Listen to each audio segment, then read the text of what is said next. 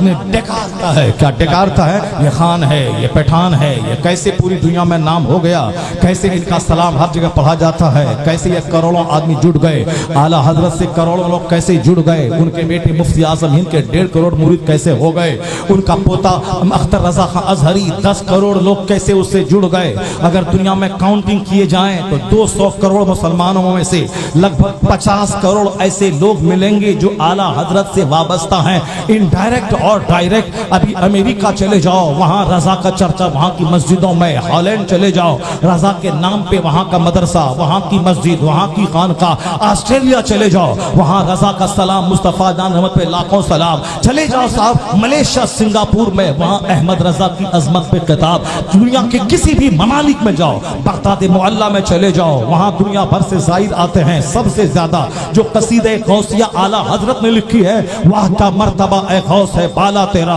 ऊंचे ऊंचों के सरों से एक कदम आला तेरा।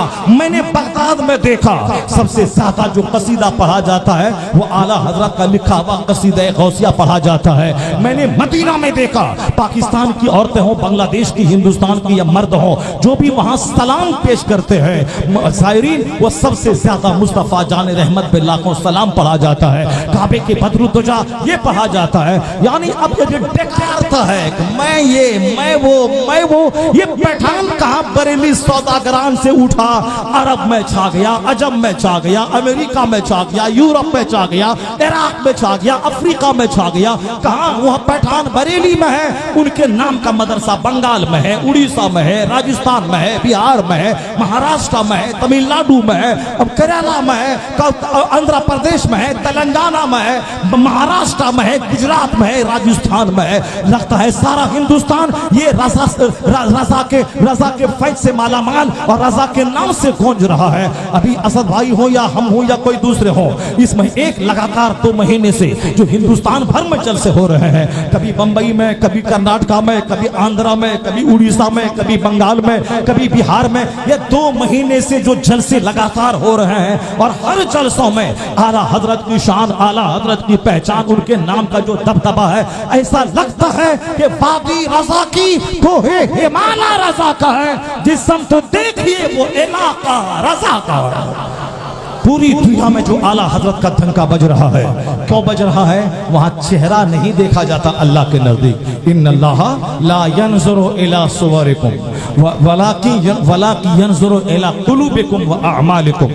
अल्लाह तुम्हारी सूरतों और तुम्हारे माल को नहीं देखता है कि कितने हसीन, कितने खूबसूरत, कितने मोटे ताजे और कितने तेरे पास माल है, कितनी दौलत है, ये अल्लाह नहीं देखता है। अल्लाह क्या देखता है? अल्लाह दिलों को देखता है कि दिल कैसा है, दिल में कितनी मोहब्बत है।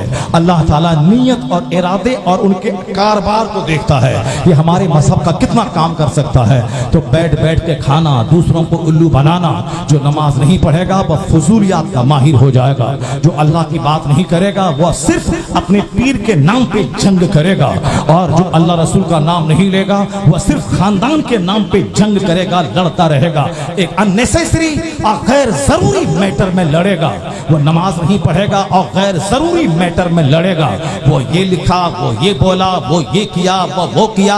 ये 5 वक्त की नमाज नहीं पढ़ेगा, रात में तहज्जुद नहीं पढ़ेगा, इशराक को चाश नहीं पढ़ेगा, हुजूर पे 1 लाख बार दुरूद नहीं पढ़ेगा, गैर जरूरी चीजों में उलझा रहेगा। ये वो मोहल्ला वाला बोला, ये मोहल्ला वाला बोला, उसकी खानका वाला बोला, ये वाला बोला। अल्लाह क्या बोला? कुछ नहीं। रसूलुल्लाह क्या बोले? कुछ नहीं। वहां अल्लाह रसूल से हट के अपनी तबीयत के मुताबिक और अपने नफ्स के मुताबिक बातें करना और अपने बाप दादाओं की अजमत का खुतबा पढ़ना अल्लाह का कानून है। इन तंसुरुल्लाह यंसुरकुम, अगर तुम अल्लाह के दीन की मदद करोगे तो अल्लाह तेरी मदद करेगा।